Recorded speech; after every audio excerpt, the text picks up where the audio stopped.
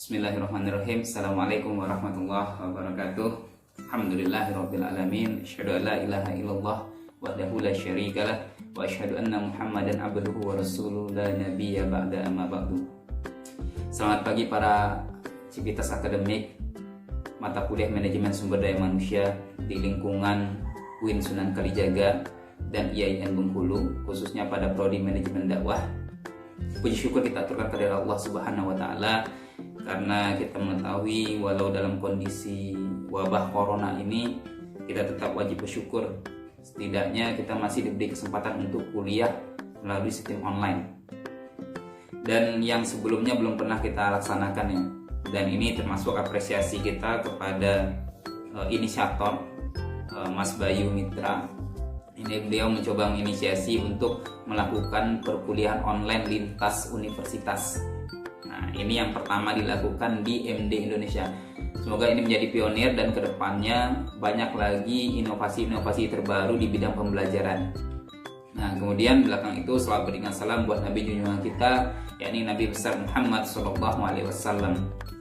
Sebelum kita memulai perkuliahan ini, marilah kita buka sesi ini dengan baca basmalah. Bismillahirrahmanirrahim. Nah, sebagaimana yang telah dijelaskan dalam pamflet beberapa waktu yang lalu, kita akan membahas tentang penghargaan pemerintah terhadap tenaga medis yang telah berjuang di garda terdepan. Karena itu saya akan membahas sedikit tentang kompensasi untuk tentara putih garda terdepan melawan COVID-19. Materi ini nanti akan saya bagikan dan saya menjelaskan berdasarkan materi yang telah saya buat. Sedangkan materi yang lain akan dijelaskan oleh Mas Bayu dan materinya sama. Kami berharap dengan materi ini kalian nanti akan memahami dan banyak berdiskusi pada jam 1 nanti. Pertama saya mulai dari peningkatan penderita COVID pada bulan Maret. Ini kalau dilihat dari angkanya, pada bulan Maret itu cenderung berada pada angka 100-an. Tapi beberapa hari terakhir di bulan April itu naik menjadi angka 200. Sehingga total pada per tanggal 8 bulan 4 ditemukan yang positif itu sekitar 2.956. Dan ini memang angkanya naik pada hari kemarin sekitar 218 kasus.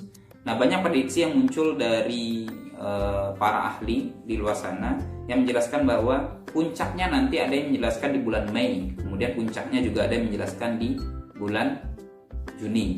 Nah, karena itu kita tidak membahas tentang kalkulasi ini karena ini bukan area kajiannya manajemen sumber daya manusia, tapi kita mengkaji area kompensasi ataupun penghargaan yang telah diberikan pemerintah kepada pejuang garda terdepan ini. Saya menyebutnya dengan istilah tentara putih karena pemakaiannya menggunakan pakaian putih.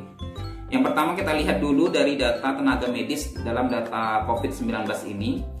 Kalau data yang dikeluarkan dari IDI, Ikatan Dokter Indonesia, per hari Senin kemarin ada sekitar 25 orang dokter di Indonesia ini meninggal dunia. Innalillahi wa inna ilaihi raji'un. 19 diantaranya itu adalah dari dokter umum dan spesialis. Tapi laporan Tirto menjelaskan yang lebih lengkap lagi, ada 31 orang tenaga medis. Kalau tenaga medis ini termasuk perawatnya, bukan hanya dokter saja. Ada 31 orang.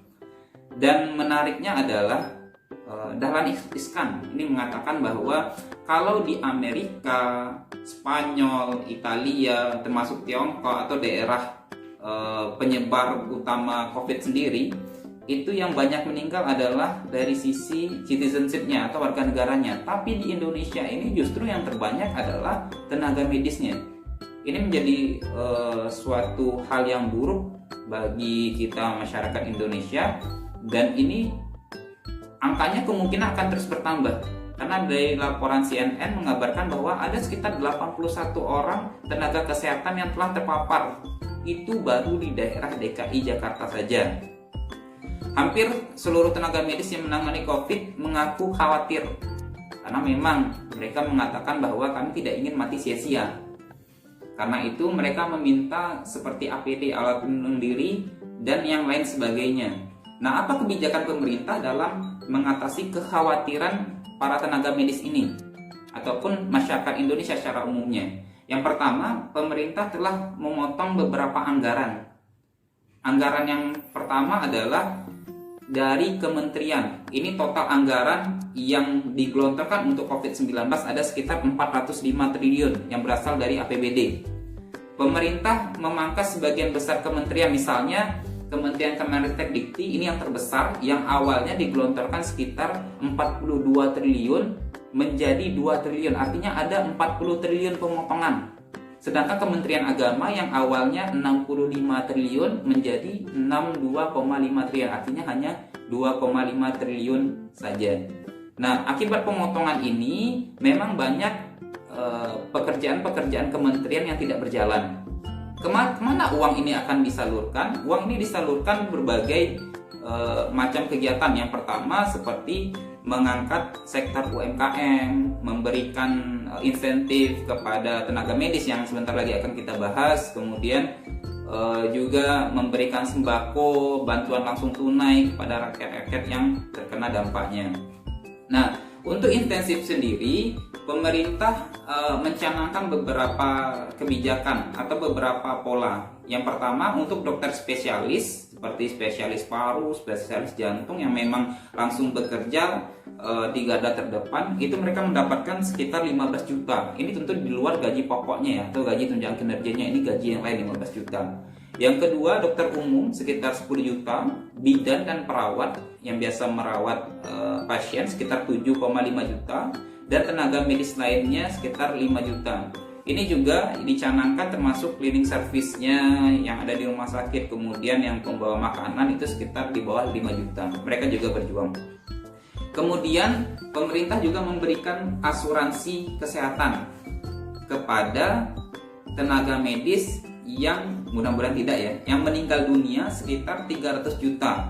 Tenaga medis ini memiliki catatan, yaitu mereka yang saat bekerja terpapar corona kemudian meninggal dapat 300 juta. Beda dengan tenaga medis yang memang ke luar negeri kemudian kembali meninggal, itu tidak mendapatkan asuransi. Jadi ada catatan penting di dalam ini. Nih, pertanyaannya kemudian yang mari kita diskusikan dalam rangka manajemen sumber daya manusia adalah apakah kebijakan insentif ini sudah sesuai dengan pola manajemen sumber daya manusia. Seperti yang saya jelaskan tadi atau yang sering saya sebut tadi, dalam dunia manajemen sumber daya manusia itu ada istilah kompensasi. Kalau kita lihat alurnya manajemen sumber daya manusia, itu kan dimulai dari perencanaan SDM. Kemudian ada analisis jabatan. Setelah analisis jabatan baru ada rekrutmen, ada seleksi, ada orientasi. Setelah orientasi ada pelatihan pengembangan. Kemudian karyawan ini bekerja. Setelah karyawan bekerja baru ada namanya kompensasi. Kompensasi itu ada dua hal yang disebut dengan direct compensation, yang kedua adalah indirect compensation atau kompensasi langsung dan yang tidak langsung. Kalau kompensasi yang langsung adalah bala jasa yang diberikan kepada karyawan karena telah memberikan tenaganya.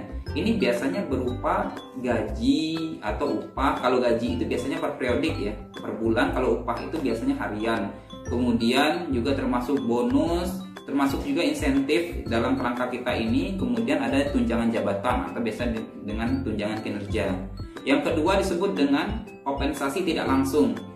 Kompensasi tidak langsung ini juga karena kinerjanya, hanya saja ini diberikan biasanya ada priorisasinya. Seperti tunjangan hari raya yang hanya diberikan 1 kali setahun. Kemudian ada juga gaji 13 untuk PNS misalnya, hanya diberikan 1 kali setahun. Tunjangan pensiun yang hanya diterima ketika si pegawai atau karyawan sudah pensiun. Kemudian juga ada tunjangan kesehatan dan lain termasuk sebagainya. Nah, yang indirect ini atau yang tidak langsung ini termasuk juga fasilitas. Misalnya mobil dinas yang digunakan oleh dokter untuk bepergian, itu termasuk dari indirect. Kompensasi ini juga ada pada kategori penghargaan. Nah, kalau seandainya kompensasi tadi dia menjelaskan berupa material, tapi penghargaan ini berupa non material. Nah, ini sering kita temukan di perusahaan, misalnya karena kita mengerjakan sesuatu, kita mendapat ucapan terima kasih banyak ya karena sudah mengerjakan ini. Wah, kamu luar biasa. Wah, pekerjaan kamu hebat, kamu pantas untuk mendapat kenaikan gaji. Hal-hal seperti itu biasanya dikategorikan sebagai penghargaan. Berikut juga dengan sertifikat, kemudian medali dan lain sebagainya. Nah, dari sini dalam tinjauan MSDM ada beberapa hal yang kita bisa lihat bahwa pemerintah telah menggunakan sistem direct compensation ternyata berupa insentif guna membelas perjuangan medis. Kemudian dari sisi kedua, dari sisi masyarakatnya, masyarakat juga memberikan semacam penghargaan. Masyarakat ini kan sebagai bagian dari organisasi dalam negara ini. Mereka juga memberikan ucapan terima kasih, baik itu melalui Twitter atau sekarang yang kita lihat ucapan terima kasihnya melalui TikTok yang generasi terbaru ini ya, generasi milenial. Kemudian juga kemarin kita dengar beritanya ada mengirimkan karangan bunga ucapan terima kasih. Nah, ini semua merupakan bentuk wujud penghargaan yang telah diberikan oleh masyarakat dan pemerintah. Sebentar, kita minum dulu. Perbanyak minum air putih di tengah COVID.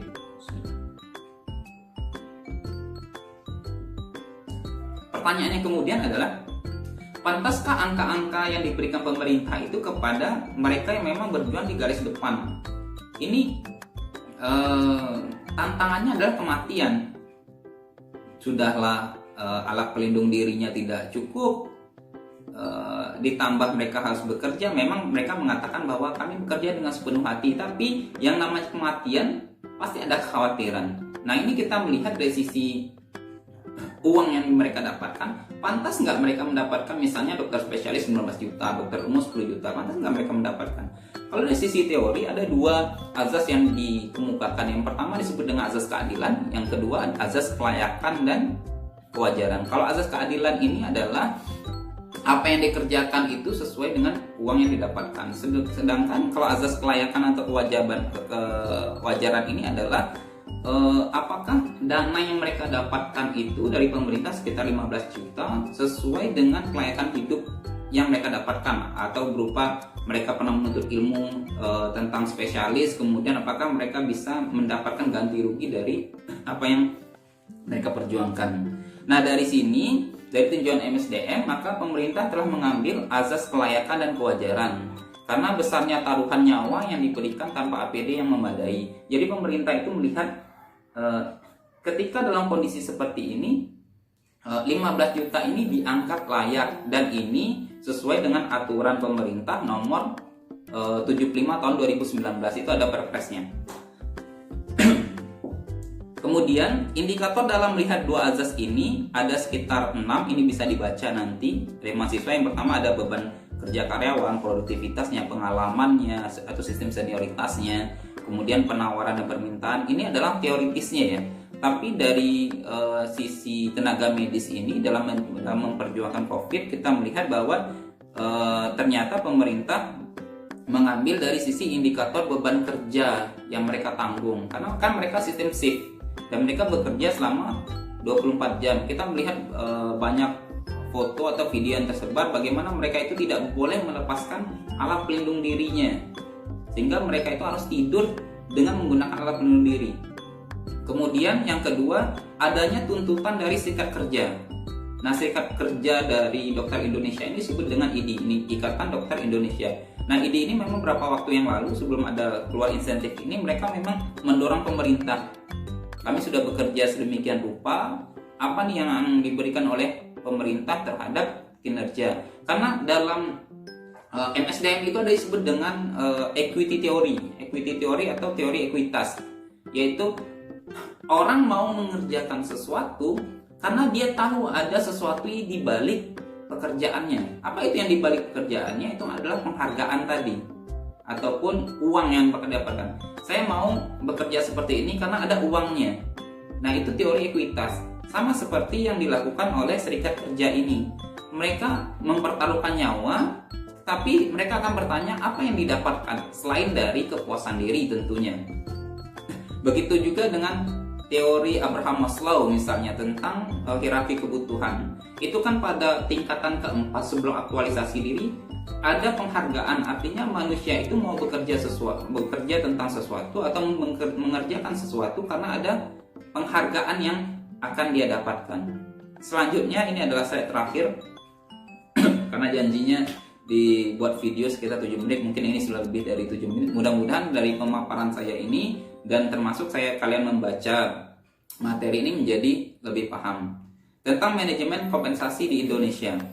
Yang pertama adalah untuk mendapatkan angka kompensasi di Indonesia ini biasanya, ini dari teoritisnya ya, biasanya dimulai dari identifikasi dan kajian pekerjaannya dulu. Biasanya lihat dari job analisisnya, beban kerjanya berat nggak, kemudian tantangannya apa. Dari sini nanti akan terlihat bahwa ternyata direktur itu memang gajinya lebih kecil daripada wakil direktur karena tanggung jawabnya. Begitu juga dengan kepala departemen, gajinya akan lebih besar dari karyawan biasa. Kenapa? Kepala departemen ini dia harus rapat, dia harus mempertanggungjawabkan tentang segala sesuatu, kemudian dia memastikan organisasi ini berjalan. Sedangkan karyawan beda. Karyawan yang penting mereka bekerja, mereka nggak memikirkan apakah organisasi ini akan down atau akan tersingkir. Yang penting mereka bekerja dan mereka mendapatkan gaji.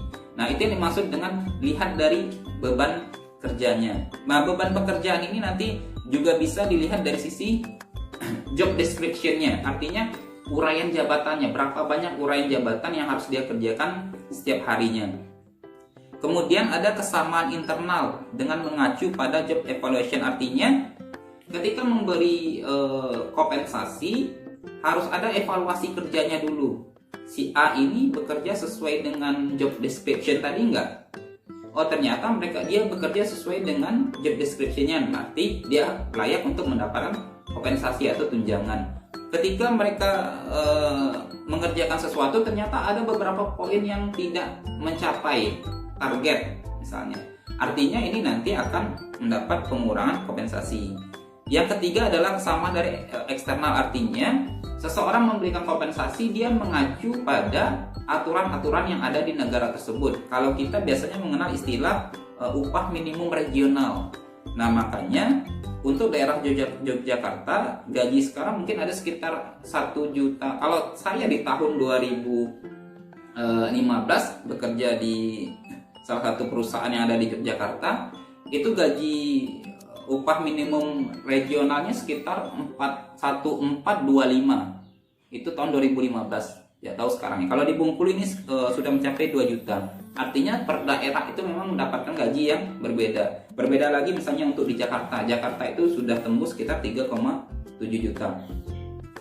Ada juga dari sisi Departemen Ketenagakerjaan. Biasanya juga pemerintah mengeluarkan standarnya. Ada juga standar dari asosiasi profesi. Artinya mereka menuntut bahwa gaji buruh ini standarnya seperti ini.